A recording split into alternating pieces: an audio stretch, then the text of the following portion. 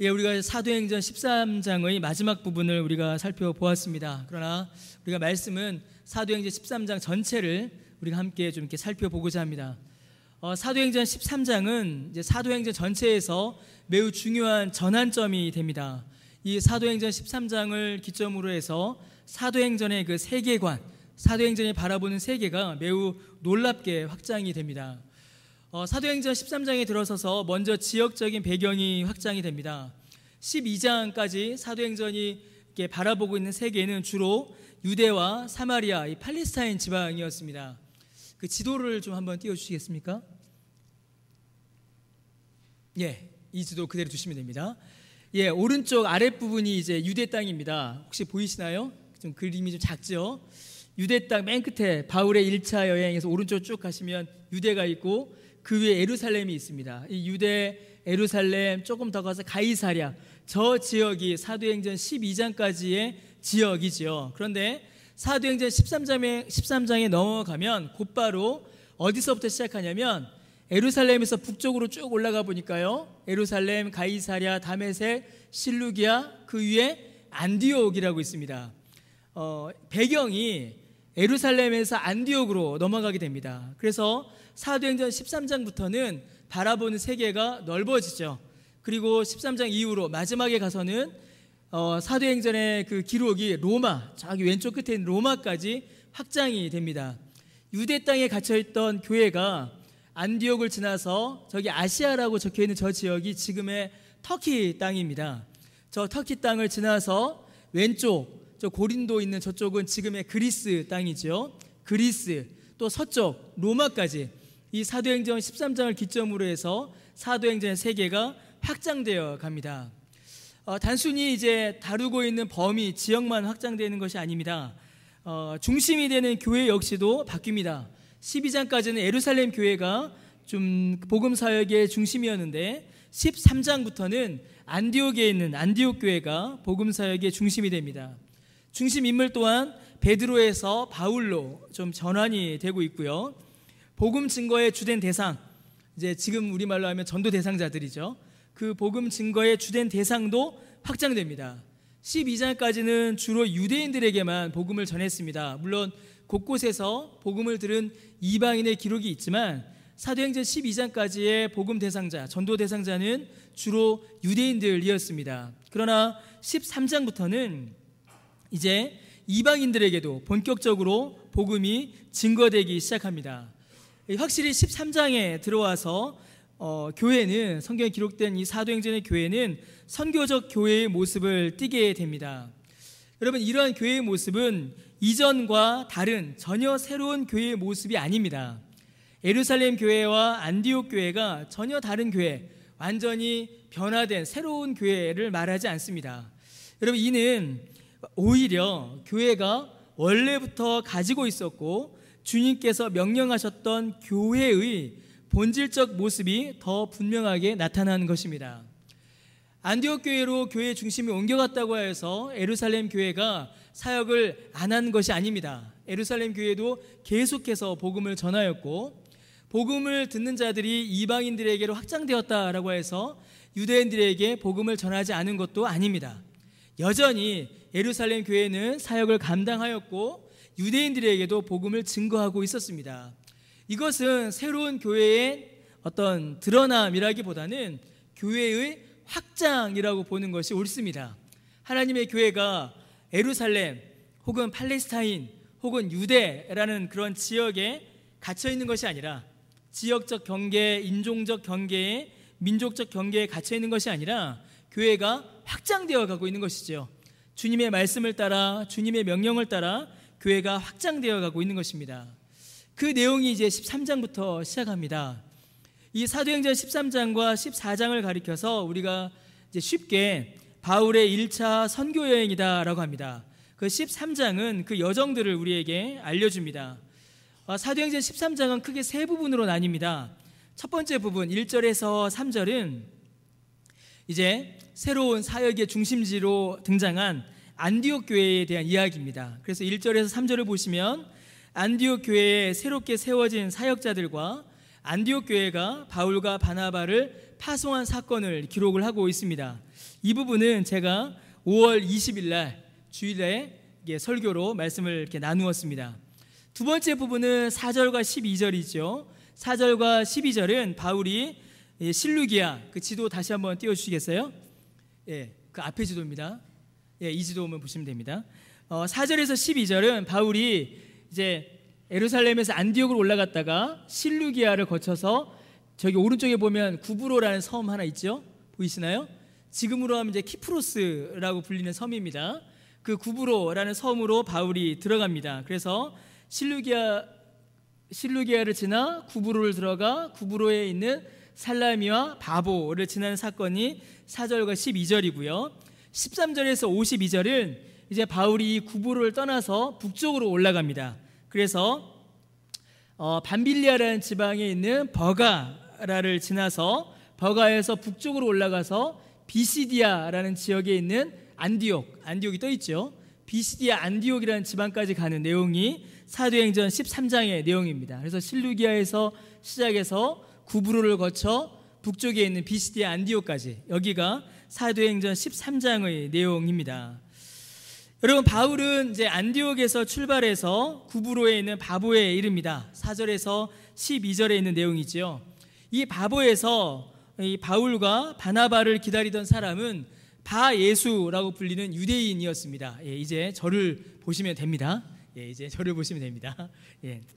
바예수라는 유대인이 바울과 바나바를 기다리고 있었습니다. 여러분, 바예수라는 이름은 이 성경에서 보실 때 바라는 이름이 나타나면 아들이라는 뜻입니다. 그래서 바예수 이러면 누구의 아들이에요? 예수의 아들이라는 뜻입니다. 그런데 유대인들이 바예수라고 쓸 때 이 예수는 우리가 믿는 예수님을 가리킨다기보다는 이제 여호수아를 가리킵니다. 그래서 여호수아와 예수가 같은 뜻이거든요. 그래서 바예수 이러면 그 당시 유대인들은 여호수아의 아들이라고 불렀습니다. 좀 더 그 의미를 이제 깊게 파들어가면 이 여호수아, 예수라는 이름은 구원자라는 뜻입니다. 그래서 바예수 이러면 구원자의 아들이라는 뜻이 되는 것이죠. 아주 종교적인 이름입니다. 아주 신앙적인 이름이에요. 당시에는 흔한 이름이었다라고 하지만 이 사람, 이 바예수라는 사람은 분명히 의도적으로 그런 이름을 사용했을 것입니다. 13장 7절 말씀에 보시면, 6절 말씀에 보시면 이 바예수를 가리켜서 유대인이요 거짓 선지자요 마술사였다라고 합니다.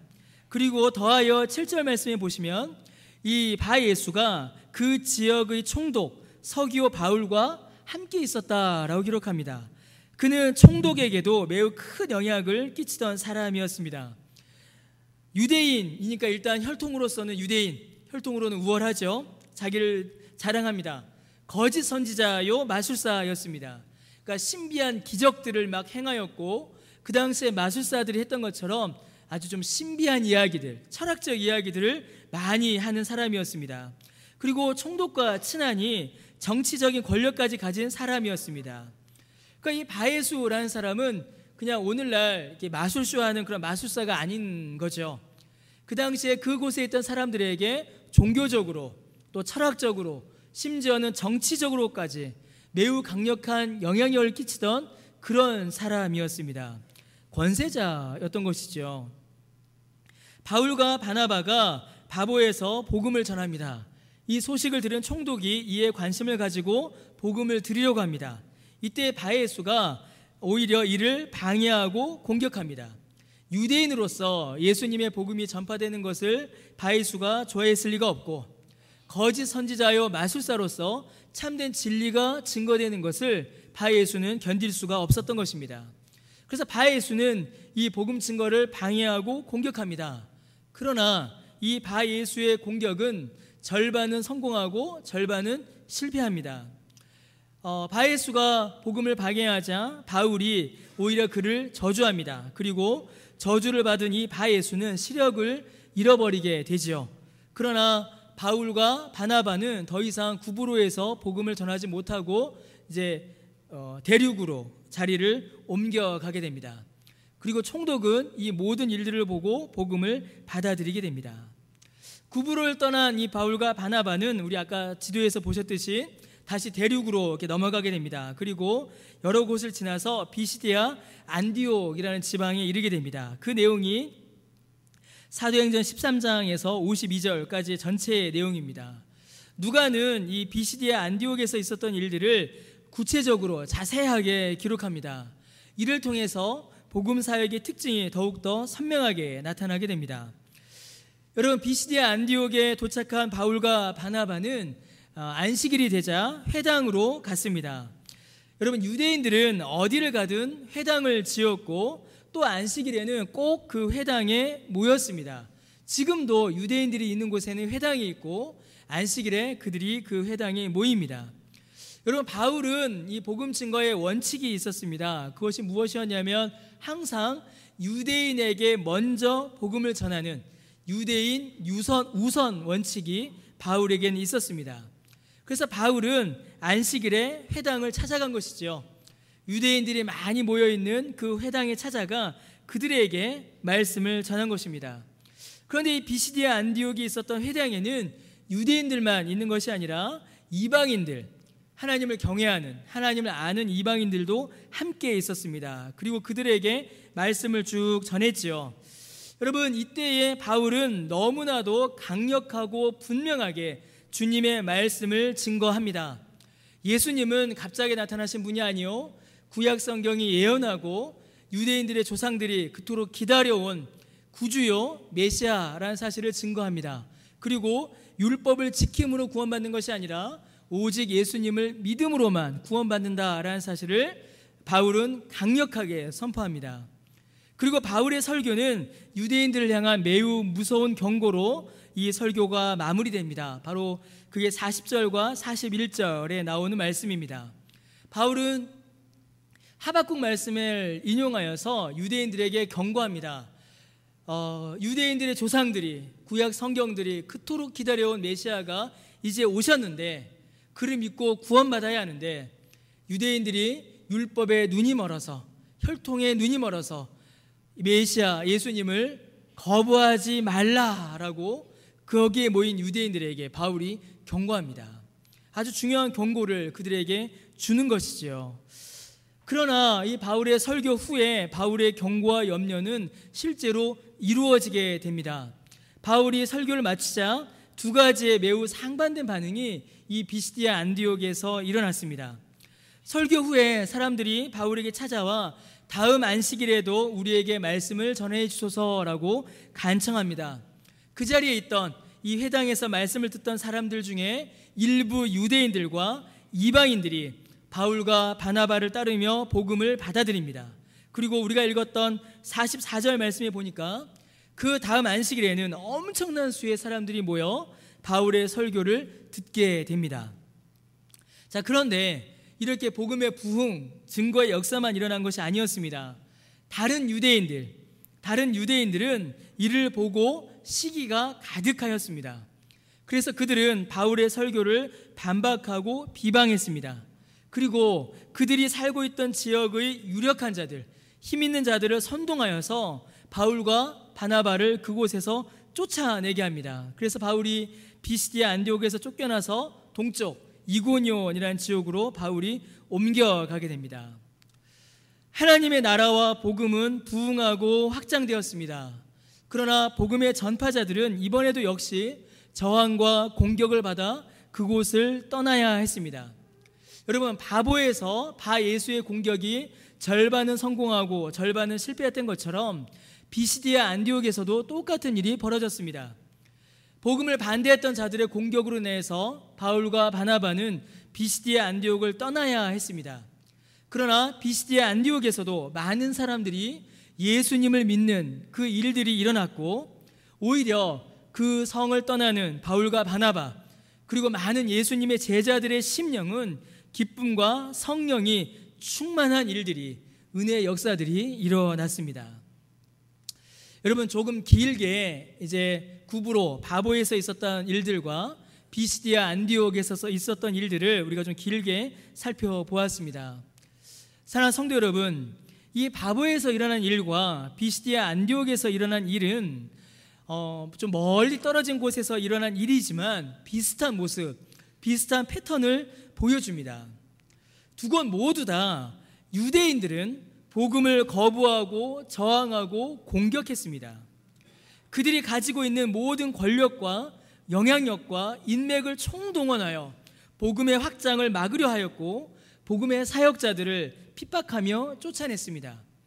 여러분, 바울의 선교 여행의 역사는 사실은 여행이라는 이름을 붙이니까 이제 여행처럼 들리지만 사실은 쫓겨남의 역사죠. 한 곳에 갔다 복음을 전하고 박해를 받아 쫓겨나서 잊지 못하여 옮겨가고, 그곳에서 복음을 전하다가 박해를 받아서 또 쫓겨나고 또 쫓겨나고, 쫓겨날 때마다 그냥 쫓겨났습니까? 온갖 미움과 공격과 협박과 그 육체의 심각한 공격을 당하면서 바울이 쫓겨나는 사실은 고난의 역사였습니다. 고난의 여정이었죠.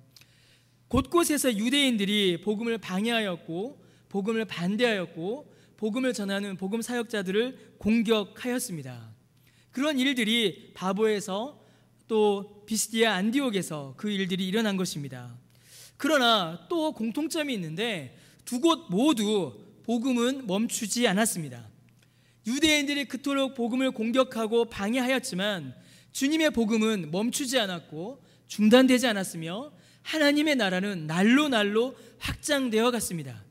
특히 유대인들과 달리 이방인들은 이 복음을 받아들였으며 믿었으며 그들 안에서 주의 말씀이 퍼져나갔습니다. 유대인들은 복음을 거부하였지만 이방인들은 복음을 받아들였으며 예수님을 믿었으며 그 이방인들 속에서 이방인들을 통하여서 주님의 교회가 세워졌습니다. 너무나도 분명한 차이가 유대인들과 이방인들 사이에 나타나고 있는 것입니다. 사랑하는 성도 여러분, 왜 이런 차이가 나타나고 있는 것일까요? 도대체 무엇이 이방인들과 유대인들을 이 복음 앞에서 이렇게 갈라놓고 있는 것일까요? 사랑하는 성도 여러분, 그 이유와 그 원인을 우리가 오늘 본문을 통해서 찾아볼 수가 있습니다. 사랑하는 성도 여러분, 그들은 유대인들도 이방인들도 같은 나라에 있었고 같은 땅에 있었으며 같은 시대에 있었고 같은 복음을 들었습니다. 그러나 그들의 결국, 그들의 결과, 그들의 열매는 너무나도 달랐지요. 왜냐하면 사랑하는 성도 여러분, 그들이 바라보는 나라, 그들이 소원하는 나라, 그들이 꿈꾸는 나라가 너무나도 서로 달랐기 때문입니다. 같은 곳에서 같은 때에 같은 말씀을 들었지만 그들이 소원하고 꿈꾸는 나라가 다르니 그들의 인생이, 그들의 삶이, 그들의 삶에서 맺히는 열매가 이렇게 다른 것입니다. 사랑하는 성도 여러분, 유대인들이 바라본 나라, 유대인들이 꿈꾼 나라, 유대인이 소원한 나라는 이스라엘 왕국이었습니다. 그들은 다윗의 제국을 꿈꾸었지요. 다윗의 제국, 다윗과 제국 중에 제국에 그들의 초점이 있었습니다. 그들은 다윗 시대의 부귀영광, 부귀영화, 막강한 무력, 권력을 그들은 회복하고 싶었습니다. 그들은 로마의 압제를 받고 있었지만 실은 그들은 로마 같은 나라를 꿈꾸고 있었습니다. 그들의 나라가, 이스라엘이 로마처럼 강력해져서 다윗 시대처럼 주변 나라들로부터 조공을 받고 힘을 얻고 부를 누리는 그러한 나라 되기를 그들은 소원하였고 꿈꾸고 있었으며, 그 나라를 이루기 위해서 유대인들은 자신들이 가지고 있는 모든 것을 다 그 나라에 쏟고 있었습니다. 자신들의 혈통으로, 그들의 율법을 지킴으로, 필요하다면 마술도 하고 권력을 동원해서라도 그들은 로마 같은 나라, 로마 같은 이스라엘을 그들 안에서 세우고자 했습니다. 그것이 그들의 목적이었습니다. 그러나 그들은 그러한 나라를 꿈꾸고 그러한 나라를 세우기 위해 그들의 모든 것을 동원하였지만 그들이 꿈꾸는 그 나라는 사라진 나라였습니다. 실제로 이스라엘이라는 국가는 이미 바울이 태어나기 전 수백 년 전에 사라졌습니다. 우리가 매일 성경을 통해서 보고 있고 새벽마다 보는 그 열왕기하의 말씀은 그 이스라엘이 어떻게 망했는가를 우리에게 보여줍니다. 그 나라는 이미 사라졌습니다. 나라는 사라졌고 백성들은 포로로 끌려갔습니다. 그리고 포로를 마치고 돌아온 유대인들이 잠시 회복하였던 그 나라는 끊임없이 외국의 침략을 받았고 당시에는 로마의 속국이었습니다. 다시 그 나라가 회복되지 않은 것입니다. 여러분, 그들은 로마라는 나라가 그들 가운데 이루어지길 소원했습니다. 그러나 여러분, 그 로마라는 나라는 어떻게 됐습니까? 시간이 지나자 로마는 분열하였고 로마는 멸망하였습니다. 영원할 것처럼 보였던 그 로마도 무너지고 사라져 버렸습니다. 여러분, 유대인들은 아브라함의 혈통적 후손이다라는 그런 민족적 자긍심이, 내가 율법을 잘 지켜 행했다라는 그 종교적 자부심이 그들이 원하는 나라를 이룬다라고 믿었습니다. 그리고 그 일을 위해 자신들의 수고와 노력을 아낌없이 바쳤습니다. 그러나 그 모든 수고와 노력이 헌신이 헛된 일이 되고 말았습니다. 그들이 이루고자 한 나라, 그들이 회복하고자 한 나라는 이미 무너져 버린 나라였고, 그들이 본받고자 한 나라, 그들이 다시 세우고자 한 나라는 앞으로 사라져 버릴 나라였습니다. 사랑하는 성도 여러분, 이 땅의 나라는, 이 땅의 권세는, 사람이 세운 사람의 나라는 언젠가는 반드시 무너지고 사라집니다. 이 땅에 세워진 나라는 결코 영원하지 않습니다. 그 나라의 권세도, 그 나라가 주는 유익과 만족도 결코 영원할 수가 없는 것입니다. 유대인들은 그 나라를 바라봤습니다. 무너져버린 나라, 앞으로 무너질 나라, 앞으로 사라져버릴 그 세상, 이 땅의 나라를 그들은 바라보고 소원한 것입니다. 사랑하는 성도 여러분, 그러나 바울이 전한 나라, 그리고 이방인들이 바울이 전한 복음을 통하여 듣고 믿고 받아들인 그 나라는 다른 나라였습니다. 이 세상의 나라와는 다른 나라였습니다. 그 나라는 사람의 나라, 이 땅의 나라가 아니라 예수 그리스도의 나라였습니다. 예수 그리스도께서 왕이 되셔서 성령과 말씀으로 통치하시는 하나님의 나라를 바울은 증거하였으며, 이방인들은 그 나라를 바라보며 그 나라 안으로 들어간 것입니다. 사랑하는 성도 여러분, 하나님의 나라는 우리가 죽어서 갈 먼 미래의 나라가 아닙니다. 여러분, 하나님의 나라는 눈에 보이지 않으나 이미 이 땅 가운데 임한 나라입니다. 여러분, 하나님의 나라는 손에 잡히지 않으나 그 어떤 나라보다 강력한 권세를 가진, 영원하고 완전한 통치를 통하여 영원한 생명과 만족을 그 나라의 백성들에게 주는 기쁨과 영광의 나라입니다. 사람의 손으로 세워지고 사람의 능력으로 유지되고 사람의 권력으로 유지되는, 이어지는 나라가 아니라 주의 말씀으로 세워지는 나라이며 주의 성령의 능력으로 유지되는 나라이며, 하나님의 백성들이 모여 영원한 영광과 기쁨을 맛보는, 기쁨과 성령이 충만한 하나님의 나라인 것입니다. 사랑하는 성도 여러분, 유대인들은 이 복음을 거부했습니다. 유대인들은 이 하나님의 나라에 들어가기를 거부했습니다. 유대인들은 이 하나님 나라의 통치를 그들은 받아들이지 않았습니다. 그러나 이 생명의 복음은, 이 하나님의 나라는 유대인이라는 혈통에 갇혀있지 않았습니다. 이 하나님의 나라는 예루살렘과 유대와 팔레스타인이라는 그 지역에 갇혀있지 않았습니다. 여러분, 이 하나님의 나라는, 이 예수 그리스도의 생명의 복음은 거기에 갇혀있지 않고 온 땅과 온 민족과 온 나라로 확장되어 나갔습니다. 그래서 어떤 일이 벌어졌습니까? 주님의 나라는 땅끝까지 모든 사람들에게 확장되어 그 복음이, 그 나라가 무려 2000여 년이 지난 후에 무려 8000km가 넘는 이 땅에 이방인 중에 이방인인 우리에게, 저와 여러분에게 그 복음이 전해진 것입니다.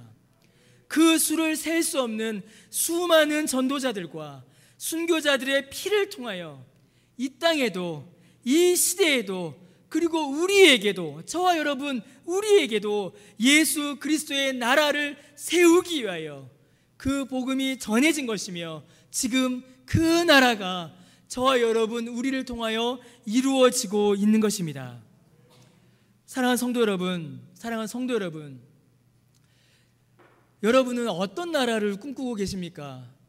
여러분이 꿈꾸시는 나라는 어떤 나라입니까? 여러분은 어떤 나라를 바라고 계십니까? 여러분은 어떤 나라를 바라보고 계십니까? 질문을 바꾼다면 여러분들은 어떤 나라를 위하여 사시겠습니까?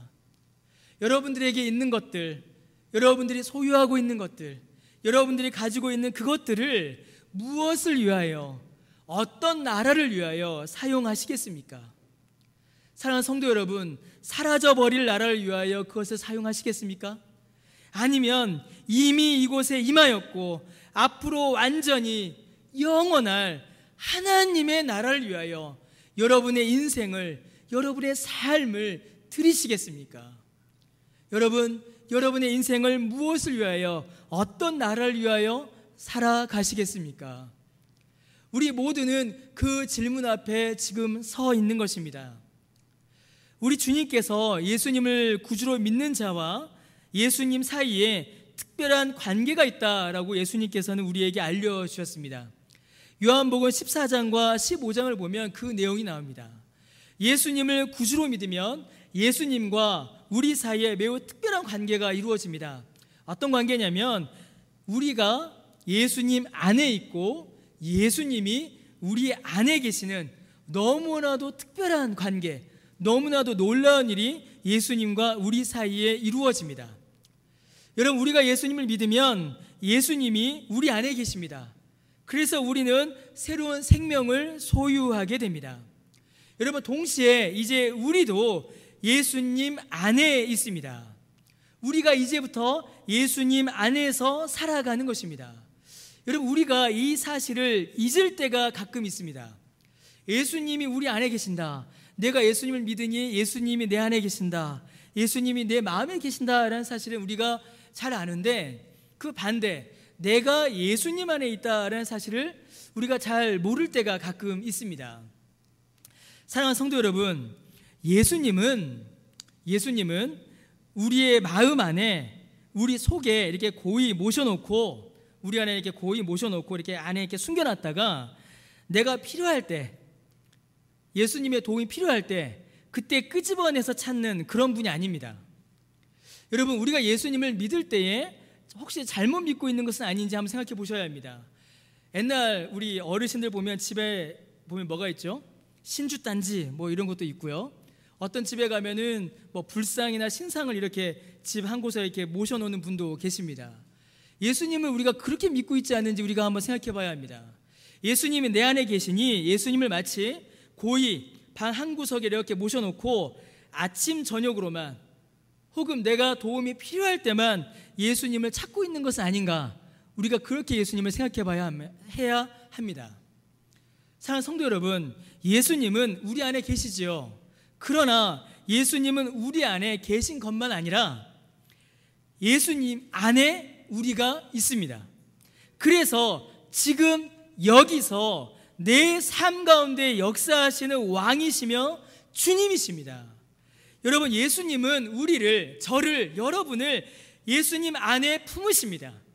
그리고 우리를 자기 안에 두시며 자기의 능력과 예수님의 지혜와 사랑과 뜻으로 이끌어 가십니다.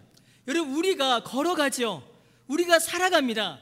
그러나 예수님을 믿는 우리는 내가 내 힘과 내 능력과 내 뜻으로 내가 나아가는 것이 아니라 예수님 안에서 나아가고 있는 것입니다. 예수님 안에서 살아가고 있는 것이죠. 그래서 우리 주님께서는 예수님 안에 있는 예수님의 백성들을 통하여, 예수님께서 피로 사서 예수님의 백성 삼으신 자들을 통하여 예수님의 뜻을 이루시며 예수님의 나라를 이 땅 가운데 이루어 가시는 것입니다. 여러분, 우리가 인식하든 인식하지 못하든 그것과 상관없습니다. 우리가 예수님을 구주로 믿는 그 순간 우리는 예수님 안에 있으며 예수님께서 이 땅 가운데 행하시는 그 일 가운데에 이미 우리가 있는 것입니다. 내가 밟는 그 모든 땅에서, 내가 하는 그 모든 일들 안에서, 내가 말하는 그 모든 말들 안에서 예수님이 나타나고 있는 것이며, 예수님이 역사하고 계신 것이며, 예수님의 나라가 이루어지고 있는 것입니다. 그래서 사랑하는 성도 여러분, 예수님을 믿는다라는 것은 그저 예수님 믿고 구원받아 나중에 죽어서 천국 가는 것, 그것만으로 끝나지 않습니다. 내세의 종교가 아닙니다. 그냥 죽어서 천국 가야지. 물론 죽어서 천국 가죠. 우린 다 천국 갈 겁니다. 천국 가죠. 그거는 기본이죠. 그런데 그것만으로 끝나는 것이 예수 믿는 것이 아닙니다. 여러분, 예수님을 믿는다라는 것은 우리가 죽어서 천국 가는 천국의 소망만이 아니라 지금 바로 이곳에서 역사하시는 예수님의 능력을 경험하는 살아있는 믿음입니다. 예수님을 믿는 것은 지금 이곳에, 지금 이 땅에 살아가면서 주의 말씀으로, 주의 성령으로 주님의 뜻을, 주님의 나라를 이루어간다는 것을 의미하는 것입니다. 여러분, 그리스도인은 그래서 예수 안에서 사는 것입니다. 그리스도인은 예수님 안에서 사는 것입니다. 그리스도인은 예수님의 능력으로 사는 것이며, 그리스도인은 예수님의 뜻을 이루며 사는 것이며, 그리스도인은 예수님의 나라를 이 땅 가운데서 이루며 사는 것입니다. 놀라운 일이 일어나는 것이죠.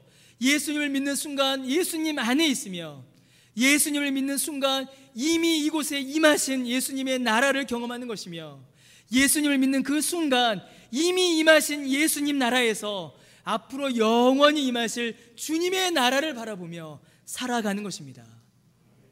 과거의 종교가 아니라, 그저 죽어서 갈 나라가 아니라 지금 이 땅에서 살아가는, 역사하는 능력의 신앙인 것입니다.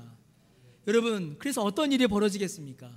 그래서 예수님을 믿는 사람은 다릅니다. 여러분, 예수님을 믿는 사람의 삶은 다릅니다. 뭔가 달라요. 여러분, 그렇지 않습니까? 뭔가 다르지 않으십니까? 이 다르다라는 말, 이 다르다라는 이 인정을 한국교회가, 우리가 많이 안타깝지만 잃어버렸습니다. 아, 저 사람 좀 다르네? 아, 예수 믿는 사람이야. 야, 저 사람 교회 다니는구나. 그러니 저 사람은 다르구나. 역시 예수님 믿는 사람은 달라. 역시 교회는 달라. 그런 인정을 받아야 하는데, 안타깝게도 오늘날 그러한 소리를 잘 듣지 못합니다. 사랑하는 성도 여러분, 예수님 안에 살고 있기에 예수님을 믿는 사람은 다릅니다. 달라요. 뭔가 다릅니다. 세상과는 구별됩니다. 이를 가리켜서 성경은 뭐라고 하냐면 거룩이다 라고 말합니다. 여러분, 예수님을 믿는 사람은 거룩합니다. 예수님을 믿는 사람의 삶은 거룩합니다. 여러분, 거룩은 예수님을 믿는 사람의 상태입니다. 예수님 안에 있으니 그 사람은 거룩할 수밖에 없습니다. 왜냐하면 예수님의 다스림을 받기 때문입니다. 예수님 안에 있기 때문입니다. 예수님의 나라를 꿈꾸기 때문입니다. 의지하는 것이 다르고, 바라보는 것이 다르고, 소원하는 것이 다른데, 여러분, 어떻게 세상과 똑같은 삶을 살아갈 수가 있겠습니까? 여러분, 그러한 신자들이 모인 교회가 어떻게 세상과 똑같을 수가 있겠습니까? 예수님을 믿는 사람이 다르고 예수님을 믿는 교회가 다른 것입니다. 여러분, 하나님의 백성이다라고 자부하였던 유대인들은 오히려 세상을 쫓아갔습니다. 유대인들은 거짓을 섬겼고 참된 진리를 오히려 그들은 거부하였습니다. 세상과 구별되기보다는 오히려 세상의 나라를 소원하였고, 이 땅 가운데 하나님의 나라를 이루기보다는 이 땅 가운데 세상, 로마를 이루고자 그들의 삶을 바쳤습니다. 하나님의 백성이라고 시작한 그들은 오히려 세상에서 끝난 것입니다. 그러나 오늘 본문에 살펴봤던 그 이방인들은 어떻게 됐습니까? 여러분, 유대인들에게 이방인이라고 손가락질 받고 은혜 밖에 있었으며 아브라함을 알지 못했던 그들은 변화되었습니다. 그들에게 바울을 통하여서 예수 그리스도의 복음이 전해지자 그 복음을 들었으며 그 말씀을 마음에 품어 그들은 변화되었고 그들은 구별되었으며 그들은 거룩해진 것입니다. 이 땅 가운데 살아가면서 하나님의 나라를, 예수님의 나라를 그들이 이룬 것입니다. 여러분, 거룩의 역전이 파보에서 그리고 비시디아 안디옥에서 일어난 것입니다. 더 이상 세상에 속한 자들이 아니라 예수 그리스도에게 속한 예수의 사람들이 된 것입니다. 이 세상 나라를 이루기 위하여 쫓아가는 것이 아니라 예수님의 나라를 이루기 위한 거룩한 주의 백성으로 그들이 변화된 것입니다. 사랑하는 성도 여러분, 우리는 어떻습니까? 사랑하는 성도 여러분, 지금 우리는 어떤 모습입니까? 우리는 세상과는 다른 구별된 삶을 우리가 살아가고 있습니까? 사랑하는 성도 여러분, 사람들이 여러분들 향하여서 야, 당신 참 다르다라는 그런 말 혹시 여러분 들으십니까? 사랑하는 성도 여러분, 우리의 믿음의 능력을 어디서 증거해야 할까요? 여러분, 교회 안에서 우리의 믿음의 능력을 증거해야 될까요?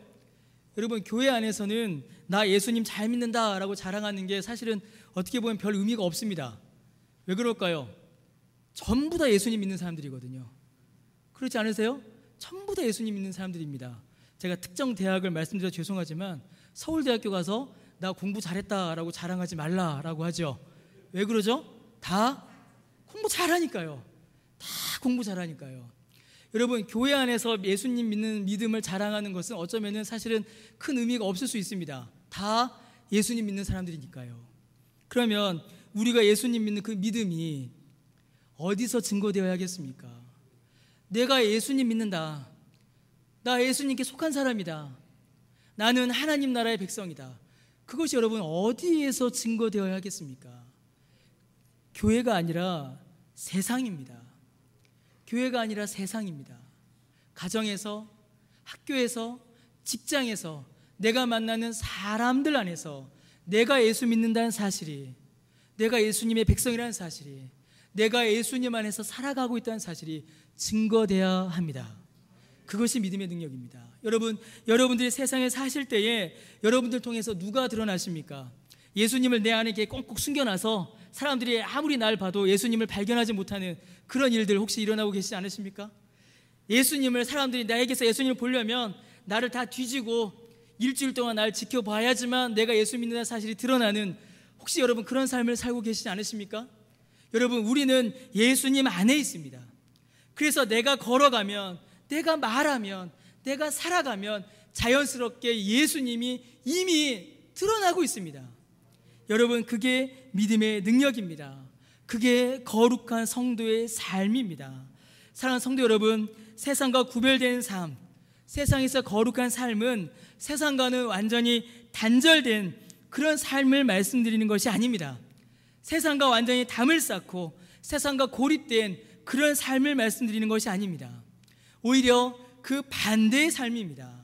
방금 제가 말씀드렸던 것 같습니다.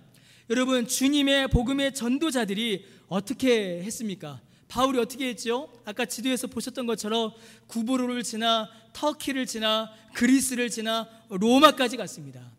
여러분, 그 복음은 어떻게 되었습니까? 로마에서 멈추었습니까? 로마에서 멈추지 않았습니다. 로마에서 시작해서 서쪽으로 북쪽으로 온 유럽을 덮었습니다. 온 유럽을 덮은 복음이 어디로 갔습니까?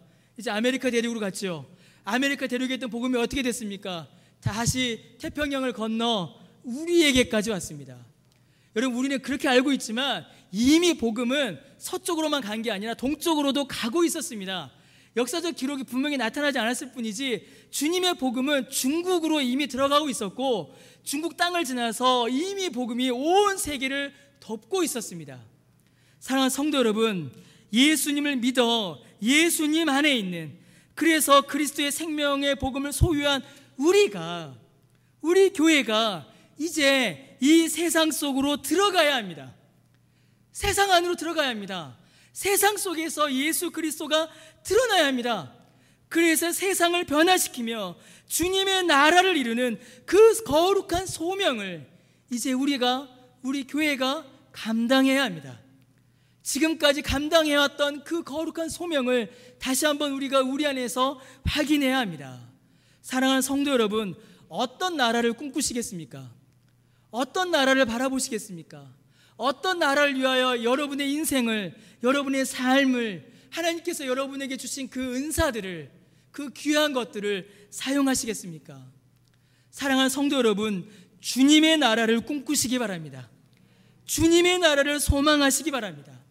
주의 나라가 임하시며 주의 뜻이 이루어지길 소원합니다라는 이 주기도문을 그냥 의미 없이 주문처럼 외우지 마시고 실제로 우리의 삶에서 이루어지길, 주님의 뜻과 주님의 나라가 우리를 통해 이 땅 가운데 이루어지길 소망하시길 바랍니다. 여러분, 주님의 나라를 꿈꾸시기 바랍니다. 여러분, 주께서 주시는 비전을 그 마음 가운데 소유하시길 바랍니다. 여러분, 기도하시길 바랍니다. 우리에게 주님의 나라라는 꿈을 주시기를, 우리에게 주님의 나라가 이루어지는 그 비전을 주시기를 여러분 기도하시길 바랍니다. 사랑하는 성도 여러분, 우리의 믿음이 무너질 때가 있습니다. 우리의 믿음이 낙심할 때가 있습니다. 그럴 때가 있죠. 여러분, 그럴 때 없으십니까? 그럴 때가 있습니다. 가끔 저도 이제 사역을 하다 보면 사역 중에 지칠 때가 있습니다. 사역을 해도 뭐 열매가 안 나타나는 것 같고, 설교를 해도 그렇게 막 열매가 안 나타나는, 변화가 일어나는 것 같지 않고. 여러분들한테 하는 얘기 아닙니다. 혹시라도 오해하지 마세요. 지금까지 제가 사역하면서 경험했던 것들입니다. 제일 어려울 때가 뭐냐면 제 스스로 제가 힘들 때입니다. 제 스스로 기쁨을 잃어버릴 때예요. 기쁘지가 않은 겁니다. 사역을 해도 기쁘지가 않고, 찬송을 해도 감동이 없고, 말씀을 전하여도 말씀 가운데에서 주시는 은혜가 제가 누리지 못할 때 제가 너무 그때 힘이 듭니다. 왜 그럴까? 왜 그럴까? 내가 왜 이러나? 제 자신을 돌아보게 되죠. 왜 그렇겠습니까? 아주 단순한 이유입니다. 꿈이 없어진 거예요. 꿈이 없어진 겁니다. 하나님께서 우리를 통하여, 하나님께서 교회를 통하여 이 땅 가운데 놀랍게 역사하실 그 하나님의 나라를 바라보는 그 꿈, 그 비전, 그 소망, 그 하나님께서 그 나라를 이루시는 그 일에 정말 이 부직갱이 같은 나도 쓰신다는 그 사명, 그것이 잃어버릴 때에, 그것이 흐려질 때에 믿음이 낙심되고 신앙이 이렇게 다운되는 것을 저는 경험하게 됩니다. 사랑하는 성도 여러분, 주님의 나라를 꿈꾸시기 바랍니다. 주님의 나라를 소망하시기 바랍니다. 주께서 이 땅 가운데 이루실 그 나라에 우리를 사용하실 것을 믿으시기 바랍니다. 그리하여 이 땅 가운데 하나님의 나라가 세워지는 그 거룩한 역사 가운데에 여러분의 인생을, 여러분의 삶을 드리시길 바랍니다. 그 나라 가운데 쓰임 받으시길 바랍니다. 사랑하는 성도 여러분, 나이가 무슨 소용이 있겠습니까? 나이가 무슨 소용이 있겠습니까? 모세가 하나님 앞에서 하나님 나라의 소명을 받았을 때 그의 나이가 80이었습니다. 여러분, 나이가 무슨 소용이 있겠습니까? 여러분, 지위가 무슨 소용이 있겠습니까? 지식이 무슨 소용이 있겠습니까? 예수 그리스도 안에 있는 믿음으로, 말씀과 성령으로 그 일에 우리 자신을 주님께 드릴 때에 우리를 품으신 주님께서, 우리를 그 안에 담으신 주님께서 주님의 일을 이루실 것입니다. 주님께서 주의 역사를 이루실 것입니다. 주님께서 주님의 나라를 이 땅 가운데 이루실 것입니다. 우리에게 필요한 건 뭘까요? 우리가 주의 안에 있다는 사실을, 우리가 주님 안에 있다는 사실을 믿고 기억하고 잊지 않으며 주께서 우리에게 주시는 그 꿈을, 주께서 우리에게 주시는 그 비전을 붙잡고 나아가는 것입니다. 앞으로 전진해 가는 것입니다. 바울처럼 나아가는 것입니다. 박해가 있고 공격이 있고 시련이 있고 어려움이 있어도 내 힘이 아니라 내가 예수 안에 있으니, 내가 주님 안에 있으니, 주께서 주의 일을, 주께서 주님의 나라를 이루시니 그 역사 가운데 있음을 믿고 앞으로 나아가는 것입니다. 사랑하는 성도 여러분, 힘있게 나아가시기 바랍니다. 힘 좀 내십시오. 네, 저한테 하는 이야기입니다. 힘 좀 내십시오. 여러분, 더위도 지나가지 않았습니까? 더위도 지나갔습니다. 힘을 내시기 바랍니다. 힘을 내시기 바랍니다. 주께서 우리를 통해서 이루실 그 역사를 기대하시길 바랍니다. 주께서 이루실 그 나라를 꿈꾸시기 바랍니다. 그 믿음과 그 소망 가운데 나아가시는 저와 여러분 되시기를 주님의 이름으로 간절히 축원합니다. 우리 함께 찬송하겠습니다. 우리 주보에 있는 찬송이 아닌데요, 좀 바꿔서 찬양하겠습니다. 우리 찬송가 370장